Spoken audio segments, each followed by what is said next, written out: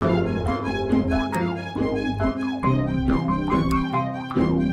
John. Hello. And to all of our viewers, hi, and welcome to another episode of the Filipino Freethinkers podcast. There's also a video. Today we have with us John Loftus. Welcome to the show. Well, thanks for having me on.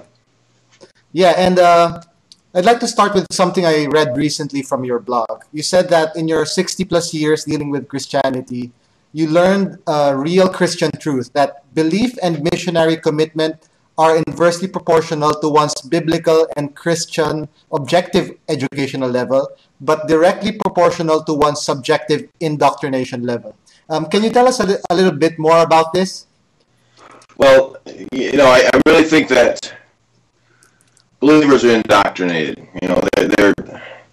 I make the argument that as children we are all raised to believe.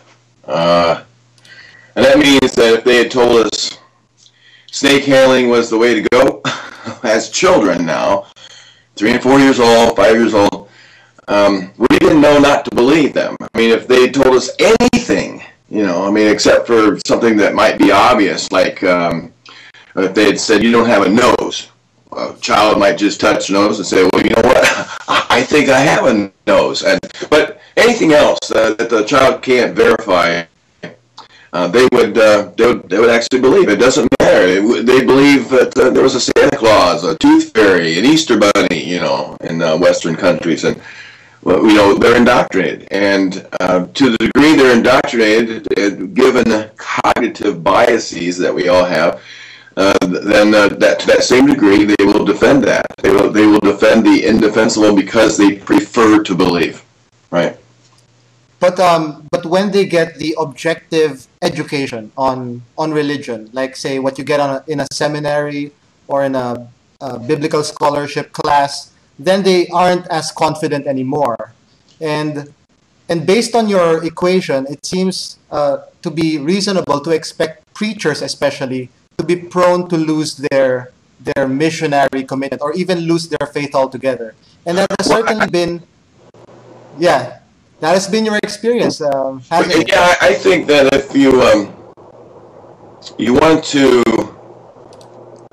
learn how to doubt, be a pastor. Go to seminary. I think there's a lot of doubters in the pulpit, because not only do they have some kind of education about how they were indoctrinated, but also because they see people in the church, and people in the church don't really act like they have the Holy Spirit within them.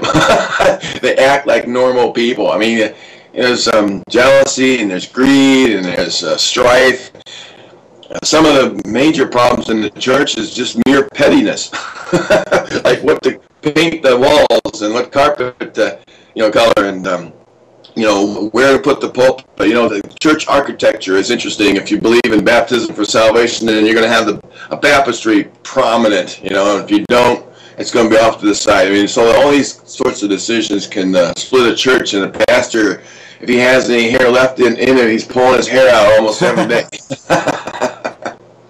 Yeah, I heard about this phenomenon from Dan Dennett because he's studying like preachers who no longer actually believe what they're preaching, and he's coming out with a book about it. Was there some intersection in your being a preacher where you didn't believe anymore, but you were still kind of preaching those things that you didn't believe? What? No. Well, yes. The last sermon that I preached, I was in the throes of doubt. It was for a very big church in my area, the Fairview Missionary Church. It's the biggest church in our area, and I was a member at that point. And it was Laity Sunday, and I was no longer in the ministry, but I was involved in that church.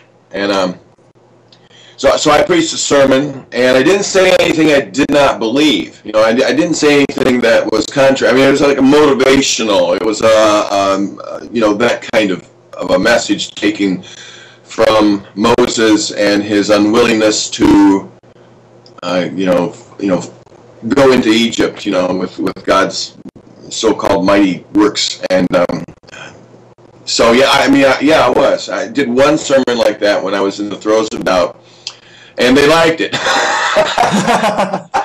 They loved it, but they didn't realize that you know, I was doubting the whole thing. Yeah, I did that, and I taught college classes for a college called Great Lakes Christian College, and I was teaching apologetics classes, and one of the last, and that's where you defend the faith. And one of the last classes I taught, one student, his antennas started going up because I was asking questions that were outside the perimeter of what might be considered acceptable, and yeah, he noticed it and complained about it.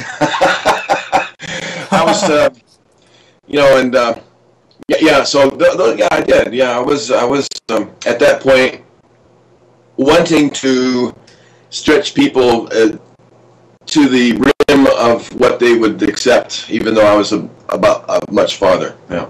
So, of course, this was already toward the end of your deconversion story, and you write about it brilliantly in your book, Why I Became an Atheist. I suggest all of you guys to check this out. It's a very good book.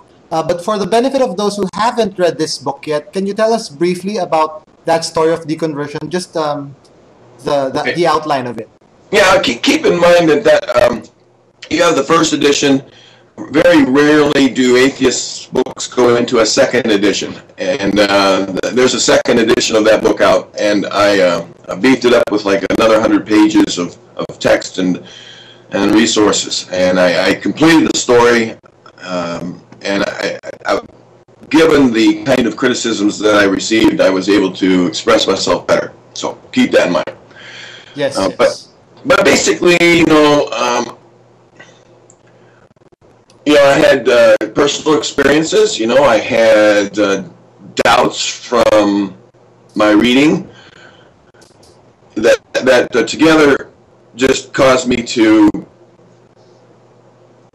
doubt. I mean, you know, like I said, be a pastor. You'll find that it's crazy out there, and you'll question how it's possible that the Christian claim is true when it says that the Holy Spirit resides in believers. I mean, that's a unique claim among all claims, that God somehow specially resides in you and can motivate you and can strengthen you to do good things. And yet you look at the evidence of the people in the pew, and they're at each other's throats. I mean, there probably isn't a church that doesn't resemble a political organization or two, where you get rival factions. I was at a church, I didn't write about this, but I was at a church. I was an interim ministry, had an interim ministry for a church where the pastor took off for 6 months or 9 months to Tübingen, Germany to study. And there was a faction in that church that liked me better than him while he was gone, and they wanted me to be their minister. And there was a faction that liked him, and they weren't going to give up on having him come back. And I wasn't party to this. I wasn't interested in playing that card. I just, you know, preached, and I visited in the hospital and did those sorts of things. But for the entire 9 months that I was there, they didn't get a damn thing done, because they were like, no, we're not going to do anything till, I think his name was Dennis, till Dennis comes back. And we don't want John to succeed. Really, honestly, the church was put on hold for 9 months because they couldn't agree on anything. You know, simply because they were fighting over which preacher they wanted in the long term. So yeah, I mean, that kind of thing, it just lets you know there really isn't a Holy Spirit residing in them. And so all my experiences in the church and personal crisis itself, I wrote about, plus reading. Mainly scientific works. You know, there just really wasn't anything. There wasn't really anything left to faith. I found that faith was the problem. You know, faith itself is an irrational leap over the probabilities, and I wanted to go with science. I learned that science actually works. Science, you can actually trust its results, and you know, if there is objective evidence that Christianity is true, then why the hell are Christian apologists denying the need for a sufficient objective evidence. I mean, either there is objective evidence for the truth of Christianity, or there isn't. If there is, then why are they continually saying we don't need sufficient evidence? But if there is sufficient evidence to believe, then why isn't it convincing people? So, you know, that's an add-on to what I wrote in my chapter, but people can read that for themselves, especially the revised edition, where I argue that these experiences I had and the studies I've had just, it was like spinning a bunch of plates on sticks. And you're trying to spin all these plates, all these arguments, you're trying to defend it from all sorts of different things, and all of a sudden, at some point, they all came crashing down. I see. That's a wonderful analogy, by the way. And you of course, were a preacher, and then you became kind of a preacher for the other side now. And I've read about stories like this, like people like Dan Barker, for instance, also went through a similar experience. And I just wondered, have you heard of a case where the opposite happened, like someone like you, like a secular or an atheist promoter, like learns more about religion and then switches sides? Has that ever happened in your experience? Yeah, I think there's a guy named Schubert Ogden, and there's another guy, a Polish ending type name, Budinsky. Anyway, that it has happened. Yeah. Yeah, sure. But they're very rare. And those people who do change and become Christians, even rarer, do become fundamentalists or evangelicals. I mean, they might change, like, I think it was Peter Kirby. He wrote a chapter for Robert Price and Jeffrey Lauder's book, The Empty Tomb. And Peter Kirby, he decided at one point to be Catholic, and so he wrote a blog post about it, and the free-thinking community blasted him for it. I mean, they did. I was one of just a few, maybe the only person who didn't think it was important to attack him. But I said, I wish you all the best. And because people believe and disbelieve for all kinds of reasons. I think that I didn't want to do the same thing that Christians do when people like me leave the faith. And what do? They attack me. People simply believe and disbelieve for all sorts of reasons. I'm happy to report, however, that Peter Kirby has changed his mind, and now he no longer believes. So, you know, that happens. But very rarely do these people become evangelicals. They become maybe liberals or, progressives, yeah? Yes. Theists, yeah. But there's also a trend among Christian apologists to claim they used to be atheists, but now they're Christians, like Lee Strobel and David Wood, whom I've debated, and others. It seems like nowadays, since there are so many Christians leaving the fold and becoming, agnostics and atheists, they want to counter all of these numbers by saying, hey, we used to be atheists too. Well, I've looked at their stories, and it seems like they weren't intellectual atheists. I mean, in fact, most Christians are practical atheists anyway. They live as if God doesn't exist. I mean, just watch. I mean, if they really thought that people were going to hell, well, then how would they behave? How would they talk? I mean, would they walk on by a person and not tell them about Jesus? I mean, can you imagine actually believing that one guy's got one step away from burning forever in hell, and you walk on by and you don't say anything about it? You can't possibly imagine them actually believing. So, I mean, they'd be talking about Jesus all day long, basically. I mean, wouldn't you? Yeah. I mean, like, the guy's about ready to, step down into a hole and be burned to death, and you walk on by. Give me a break. So they really are practical atheists anyway, and they live their lives as if God doesn't exist. So a lot of these so-called conversions from, say, atheism to Christianity is merely a conversion from a practical atheism, not an intellectual atheism, or maybe youthful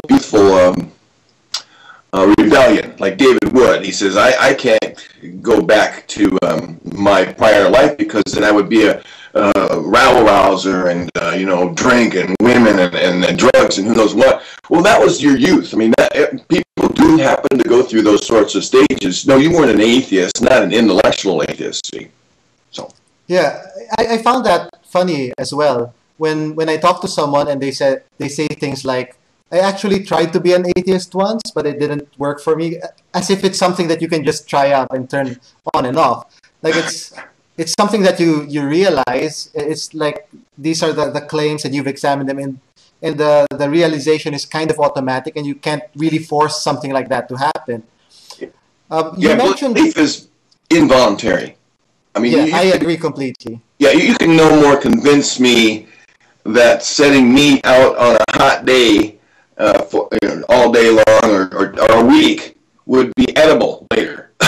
You couldn't convince me of that. I mean, there's no way. I wouldn't even try it because belief is involuntary. I can't force myself to eat that meat, after a week of being exposed to the heat. You just can't.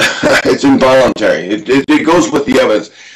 But we need to present good evidence, for believers to come to that same conclusion, when it comes to their faith, and I think we do. It's just they don't see it. So you've mentioned several times apologetics and apologists. Speaking of apologetics, you've learned from the best, haven't you? And evangelicals, yes. I mean, you were a student of William Lane Craig. Like, what was that like? What was that like? Like being a former student of his and now you're trying to get a debate with him. Like, what was the whole experience like? Well, when I was a student of his, he wasn't as well known. I mean, he had published one book and a few scholarly essays.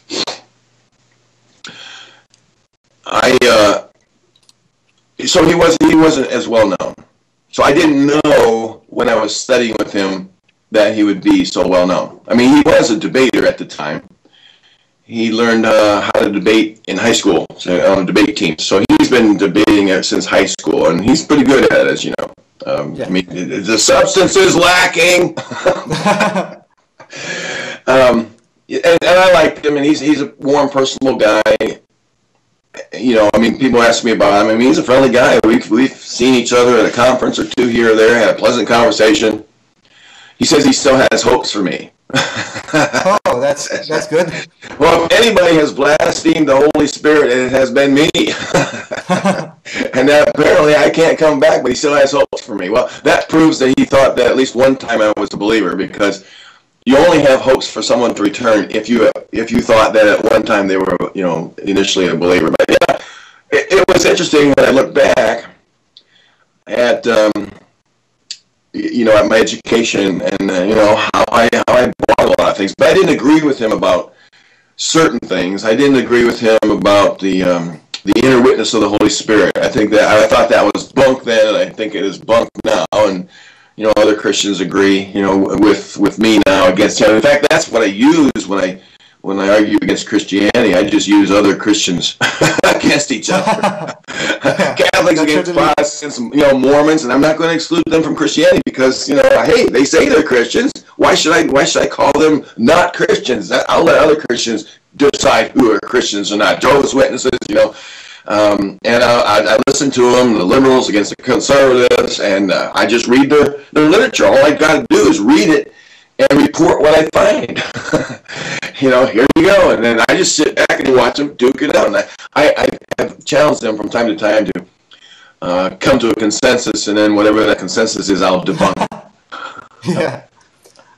There's a recent post on your blog, an excellent blog, by the way, debunkingchristianity.blogspot.com, where you explained like some reasons that William Lane Craig won't debate you, and one of those reasons was that he didn't think you had something original to say that he hasn't heard before. And I disagree, and you disagree, and you claim that two of those things are the cumulative case method and the outsider test of faith. And I want to talk about that today. So what is the cumulative case method first? Well, first off, William Lane Craig's Kalam cosmological argument for the existence of God is not original with him. Definitely. Arabic philosophers had come up with that long before he did.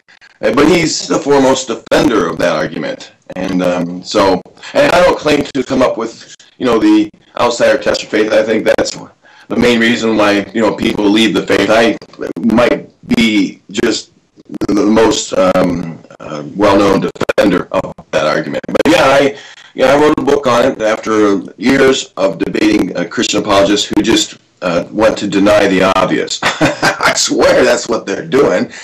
And it's basically to treat your own religious faith in the same manner that you treat the religious faiths that you reject. And how do you do that? Well, you do that because you require sufficient objective evidence. I mean, if DNA evidence doesn't destroy the Mormon faith, then I don't know what can destroy it, because they've done some tests and they found that Native Americans are not descendants of Semitic peoples. Well, you should listen to them. I talked to a Mormon scholar and he said, well, they didn't have the right, they didn't do the right, the proper testing, or, they tested the wrong people. I mean, it's just like the Protestants, many of them, who say that the tests on the Shroud of Turin, well, they used the wrong patch of cloth to test it. I mean, you should see them, and I call this gerrymandering. That's what our politicians do in America. They redistrict certain territories so that they get more votes. They know where certain groups of people are, and so they just continually redistrict it so they can get more senators in the Congress. But they gerrymander around the plain facts of experience. They gerrymander around obvious arguments, and it's just fun to watch. I swear, it's just fun to watch. And I just reported. Well, I was talking to Peter Boghossian the other day. Wonderful guy, my dear friend. Yeah, and of course I was asking him about his method and asking him about the practical benefits of that. So I'll do the same about the outsider test of faith today, because a lot of people have been praising this. They've been saying that, like Richard Carrier has called it like a silver bullet, or like a really powerful tool. And I agree. Peter Boghossian said that the outsider test of faith, together with his street epistemology taken together, is really a powerful one-two punch. So let's look at let's look at the outsider test of faith. So how effective has it been in your experience? Well, effectiveness is an interesting criteria. I see people using it across the internet against Christian objections, and Christians, at first, when they hear it, well, they have the two different responses. Some Christians say, yeah, my faith passes the outsider test for faith. Yeah, that's exactly what I do. I think there's sufficient evidence to believe. But once they acknowledge the test, that is, to examine it in the same way, I see Christians being hammered, from the left and to the right. Well, you're not actually examining your faith in the same way. And so then, yes, I am, no, you're not. Yes, I am, no, you're not. And so then the debate takes place for the first time, because prior to that, a lot of people on both sides of the fence were talking past each other. Once someone accepts the outsider test of faith, then they accept the need for sufficient objective evidence. They accept the burden of proof, for their extraordinary claim. And I think they're being hammered. Some people are being convinced, and that's always a good sign, But you put the tools out there like Peter did with his street epistemology, and you put these tools in the hands of people, and they go out and they talk to people, and they're more effective. And, he claims that he's talked to a lot of people out of faith. I don't actually go door to door. I put the tools out there and for people to use, and I don't actually do a lot of street epistemology. I have family and friends, and all of them are Christians, almost all of them, and they know where I stand. I mean, they know I wrote books about it, and they don't want to talk about it because they think I outmatch them. They think I'm too knowledgeable, and we don't want to really engage this guy because we can't out-argue him, you know. And they already know that in advance from little snippets here and there that I throw their way. It's actually my safe zone. I do a lot of blogging, I do a lot of writing, and I do a lot of arguing, and I don't want to have to step away from hours and hours of blogging to do the same elsewhere. My goal is to equip people so that they can use these tools, and by focusing on large segments of free thinkers and atheists and agnostics, I figure that's my role, you know. So no. So you don't really go out like Peter does and targeting people wearing crucifixes and all that. But you still... No, he's amazing, though. His book is amazing. I wrote a review of it on Amazon, and it's absolutely brilliant. And what's interesting is those little interventions that he has in it, where he sits down next to people in planes just to target people. Me, I would rather just sit down and, I'll talk about the weather or something, and if people ask, I'll tell them about my books, then we get into a conversation. But he's amazing. He actually lives what he preaches. I think that's amazing. I need space. I can't deal with this 24 hours a day, my whole waking experience, but he's passionate. I love him. He's great. I'm looking forward to watching his show. He mentioned that he has an upcoming show where he does that, and it's just going to be exciting. But nevertheless, you still promote atheism. Like you wrote your book about coming out, but you still have the Debunking Christianity blog. You wrote books like this book, Christian Delusion, another excellent one. What is your motivation for doing all this, for trying to debunk Christianity? I don't know. It baffles even me. I could be earning a little more money, than the writing experience. We don't make much money writing. Richard Carrier has a post over at Free Thought Blog. He says he makes $15,000 a year. That's really not enough, given his time and commitment. But actually, I do know. It's multifaceted. I don't like being, it's multifaceted. I don't like being personally attacked. I'm a human being, and when Christians personally attack me, it's like pouring gasoline on the fires of my passion. Oh yeah, I'm going to go for the jugular vein of your faith. Piss on you. So is it a kind of revenge kind of thing? Like no, that's only one. That's only one of the many multifaceted arguments. Another one, there's just so many that if I start mentioning them, then it might seem that those are predominant ones. But I feel like I've quote unquote wasted about 40 years of my life on a delusion. First, as a believer, then as a minister and a budding apologist, and now as a debunker. Now, when I say wasted, nothing's ever wasted, and what would really be a waste is if I just simply walked away from everything I've learned. If I just said, okay, there's nothing to it, I'm going to get off my life, and I'm just going to enjoy it the best I can, well, that would be a real waste, so it's not really a waste. So, I don't like that. I've probably been involved in this delusion longer than you have been alive. 31. So yeah, that's probably true. That's true. So, definitely true. So, and I want to help people. I want to help people out of this delusion so that they can, perhaps early on in life, learn the truth, and then simply enjoy life or be a part of what's going on. And I also think Christianity is harmful. Let me turn this off. All right, that's nobody. I'm actually in the process of editing another anthology to be titled "Christianity is Not Great," titled after Hitchens' book. And I've got a wonderful lineup of superior scholars that tackle the issues of faith and its harm, from faith healing the denigration of science, to the sanctity of life, the so-called sanctity of life, to racial issues and homosexual issues and women's issues. And Zero Ray is going to write one on secular sexuality. I mean, just the kinds of things that actually motivate us for why we do what we do. And I think that is probably the predominant one. I think faith harms people. And Peter Boghossian is going to write a chapter for me called Faith-Based Processes Are Unreliable.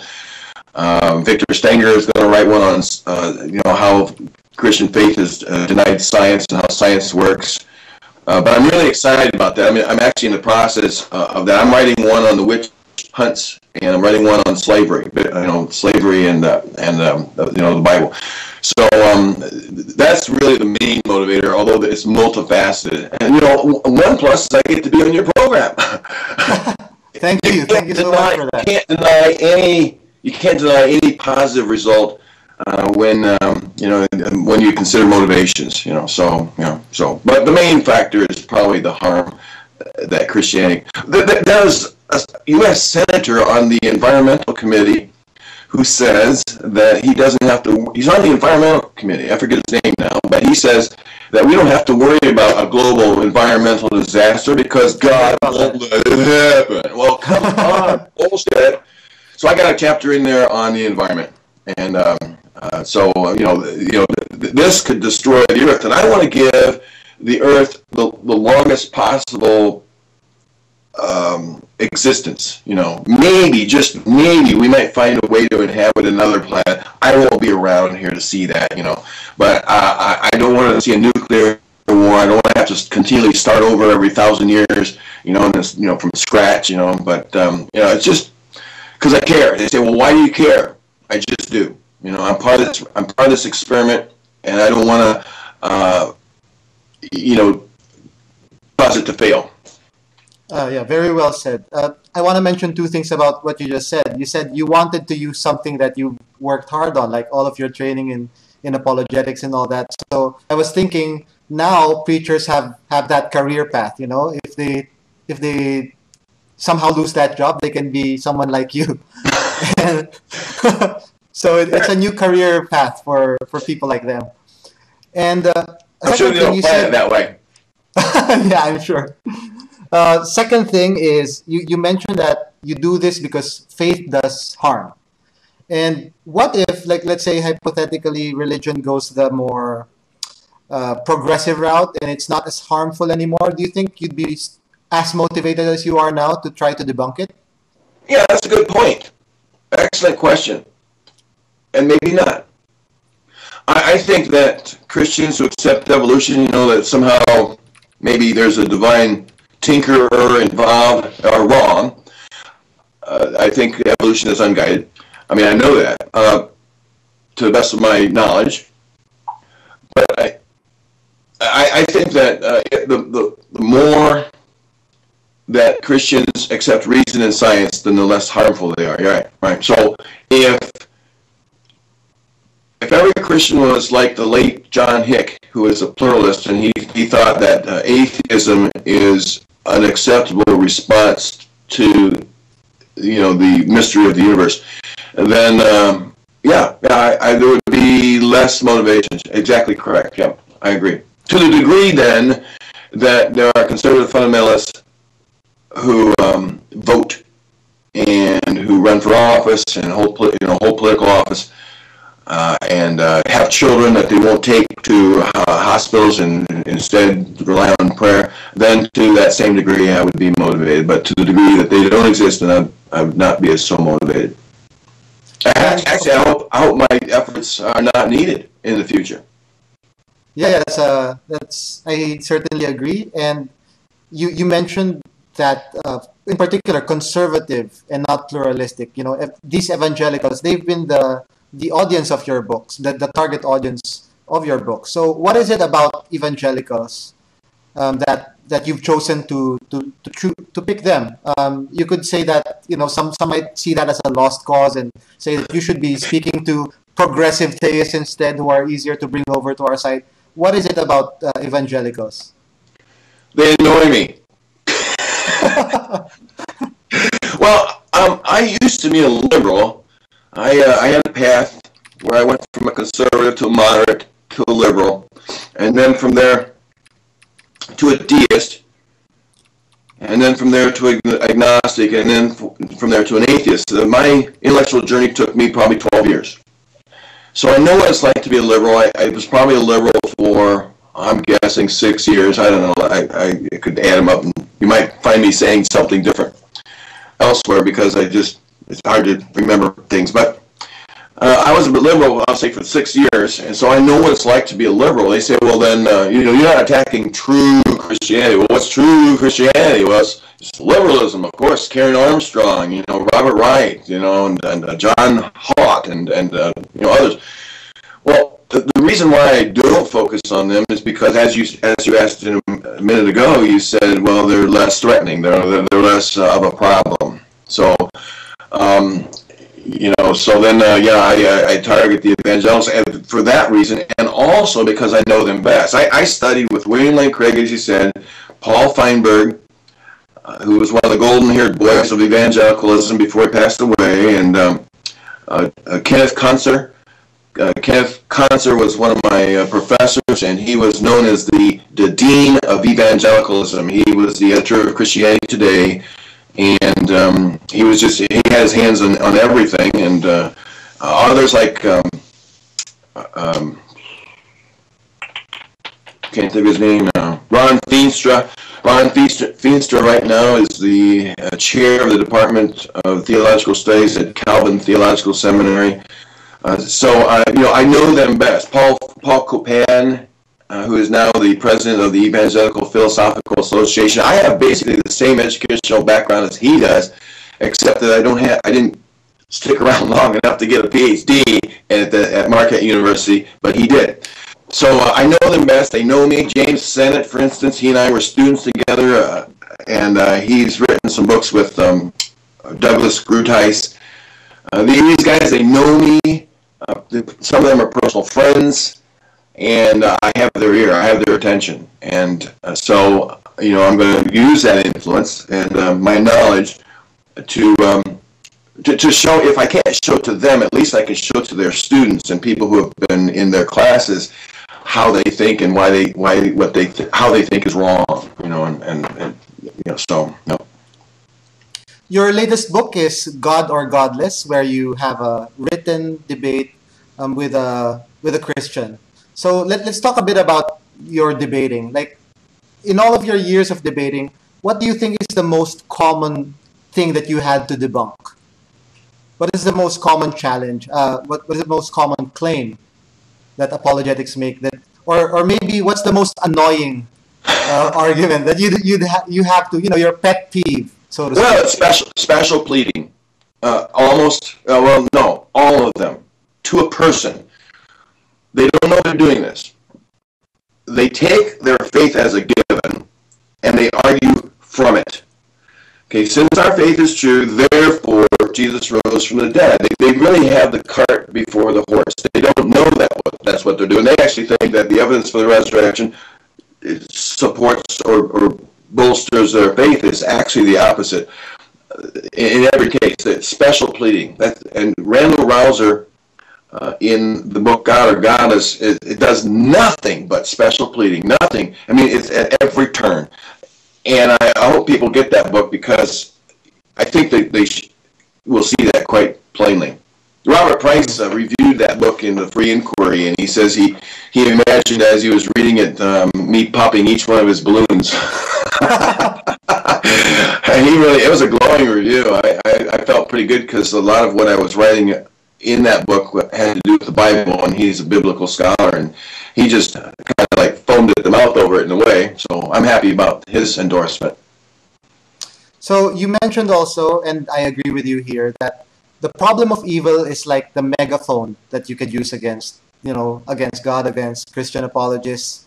And a recent catastrophe happened to the Philippines. Like, we were hit by a very strong typhoon, Haiyan, Yolanda, and that you'd expect that would get people asking questions about the problem of evil, but instead there's the opposite response. Like, people cling tighter to religion, they become more religious, they they have these very interesting ways of explaining away the problem of evil. So, but it would be nice to have conversations or debates with them. But there is, of course, that problem where this is the only thing that they're clinging to, and if you take it away from them, then maybe you don't know what will happen to them. You don't know if they'll suffer more or if they'll, do something drastic that could harm them. So, do you think that there are lines like this that atheist promoters should not cross, like times when we should not try to disabuse people of their faith? Well, I have family members that have a need to believe. One of them said they didn't want to entertain doubt and even admitted ignorance is bliss. Basically don't confuse me with the facts. Well, here's my personal demeanor. I don't get in people's face and argue with them. I don't go knocking on doors. I don't sit next to people hoping that on a plane hoping I can talk to them about. Peter is the guy you need to talk to about this, and I'm sure he would say the unequivocal yes. There's never a time that we shouldn't talk people out of their faith, and I love him for that. I mean, really, you got to admire a guy like that. I don't do it on a personal level, but I do it on my blog. I do it in my books. I'm pretty adamant about it. I'm pretty passionate about it. And I wrote a post. I think it's called the top 10 responses to Typhoon High-End, right? Yeah. You probably were referring to that. I refer people who are listening to that blog post on Debunking Christianity. And there I'm arguing. I'm arguing with these believers. So, but I don't force them to come to my blog. I mean, if you do a search for something and they land on it and it bothers them, that's not my problem. Don't do a search next time.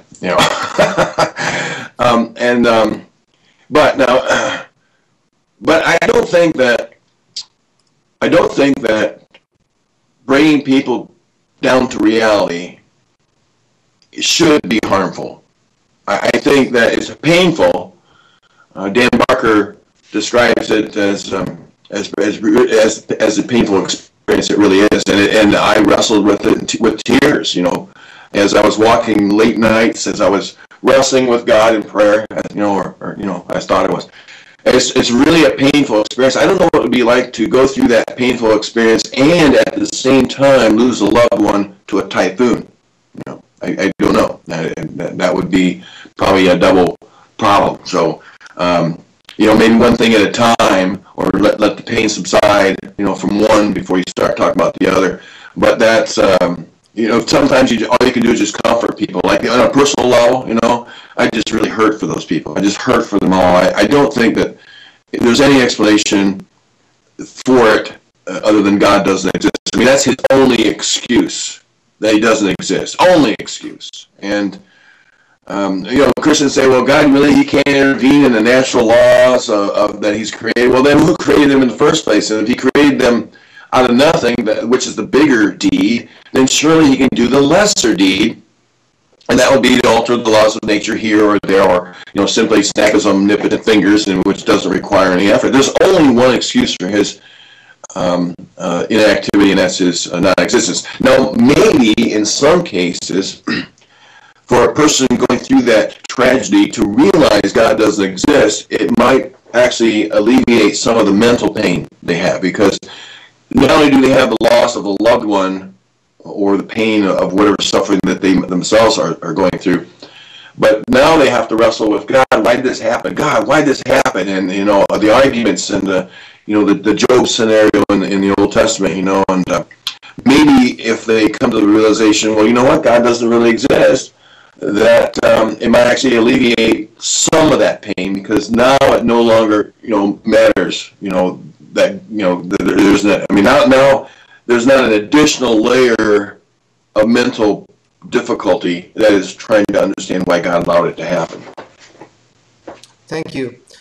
Your other anthology, which I don't have a copy of yet, is The End of Christianity, and I'm sure it's also very good. But if it does actually happen, the end of Christianity, what do you think should we work on to replace that? Like, there have been atheist churches recently. Like, Yeah, I've been invited to go speak to one. yeah, what do you think? Is that the right direction? What do you think? Like, what should is secular humanism the way, or atheism plus? What do you think?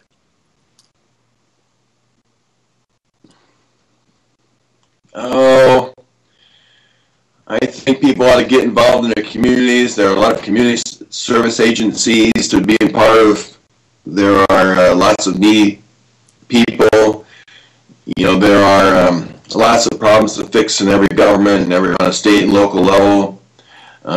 Become a member of a racquetball club, volleyball organization. Atheism plus. Certainly there's a lot of injustice and racism and sexism that needs to be addressed in worldwide. Yeah. So there's plenty to keep us busy for centuries probably, because and there's greed and corporate sorts of people who we have to guard against. So I'm sure there's plenty of things to get involved in. There's plenty of things we need to do and there's plenty of social agencies and communities of people we can get involved in.